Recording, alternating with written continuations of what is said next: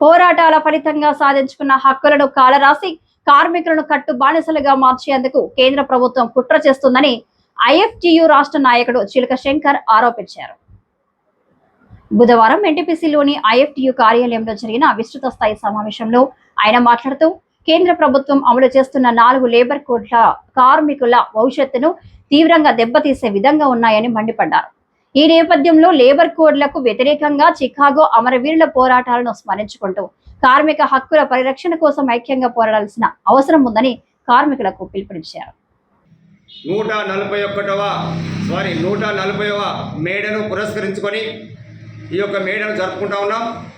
ఈ మేడ అంటే ఇది ఒక కార్మికుల యొక్క ప్రాణత్యాగాలతోటి రక్త తర్పణతోటి వారికి ఉన్నటువంటి హక్కులను కాపాడుకోవడం కోసం 140 సంవత్సరాల అవతల అనేక పోరాటాలు చేసి సాధించుకున్నటువంటి హక్కులు ఏవైతే ఉన్నాయో ఈ హక్కులు ఇప్పటి వరకు మనం అనుభవిస్తూ ఉన్నాం. ఇప్పుడు ఉన్నటువంటి బీజేపీ ప్రభుత్వం అలాంటి హక్కులు ఏవైతే ఉన్నాయో కార్మికులకు ఉన్నటువంటి హక్కులన్నీ కూడా 8 గంటల నుంచి 18 గంటలు పని చేయాలని, కనీస వేతనాలు లేకుండా చేయాలని, యూనియన్ పెట్టుకునే హక్కు లేకుండా చేయాలని, సమ్మె హక్కు లేకుండా చేయాలని, ఇవాళ కార్మికులకు ఎలాంటి హక్కులు లేకుండా చేసేటువంటి ఈ 4 లేబర్ కోడ్లను తీసుకొచ్చి ఇవాళ భారతదేశంలో కార్మిక వర్గానికి అంతా కూడా నష్టం చేస్తూ ఉంది. దీన్ని నిరసిస్తూ అనేక ఉద్యమాలు చేసినప్పటికీ కూడా ఈ యొక్క గవర్నమెంటు పెడచెవిన పెట్టి వాళ్ళు చేయాలనుకున్నటువంటి కార్యక్రమం చేస్తూనే ఉన్నారు. దీన్ని నిరసిస్తూ ఇవాళ మేడను మేము ఘనంగా జరుపుకుంటూ ఉన్నాం. ఏదైతే ఈ 4 లేబర్ కోడ్లు రద్దయ్యేంత వరకు కార్మిక వర్గం అంతా కూడా పోరాటం చేయాలని చెప్పి ఐఎఫ్టీ పిలుపునిస్తూ ఉంది. అలాగే కార్మిక హక్కులు పోకుండా కాపాడుకోవడం కోసం ఉద్యమాలు చేయాలని చెప్పని కూడా పిలుపునిస్తూ ఉంది. అందులో భాగంగానే వల్ల కార్మికుడు బ్రతకాలంటే, ఒక కుటుంబం బ్రతకాలంటే మినిమం 30,000 రూపాయలు ఉండాలనేటువంటిది మేము పిలుపు తీస్తూ ఉన్నాం. 30,000 వేతనం కూడా కార్మికులకు చెల్లించాలి, కార్మికులకు. అలాగే ఇవాళ ఈ 8 గంటల పని ఏదైతే ఉన్నదో 8 గంటల కంటే ఎక్కువ చేసినట్టయితే ఓటు ఇవ్వాలని చెప్పని కూడా మేము డిమాండ్ చేస్తూ ఉన్నాం.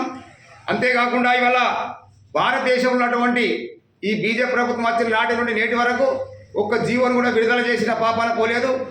ఇవాళ ఈ గవర్నమెంట్ నియమించినటువంటి మినిమం వేజ్ బోర్డు వాళ్ళు ఈ ప్రతి కార్మికుడు బ్రతకాలంటే మినిమం వాళ్ళకి 26,000 వేతనం ఉండాలని చెప్పని 2022లో డ్రాఫ్ట్ నోటిఫికేషన్ ఇస్తే దాన్ని ఇప్పటి వరకు గెజిట్ చేయకుండా దాన్ని పెండింగ్లో పెట్టి ఇప్పటికి పరిపాలనకు వచ్చి 13 సంవత్సరాలు అయినప్పటికీ కూడా ఒక్క జీవోను కూడా విడుదల చేయలేదు.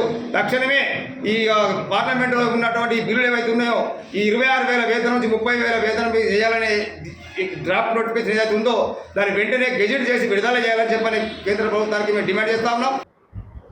ఈ సమావేశంలో ఐఎఫ్టియు నాయకులు పేరిక వెంకటస్వామి, దుర్గం రవీందర్, ఓ సుధాకర్, సప్త చందు, ఎం నాగరాజు తదితరులు పాల్గొన్నారు.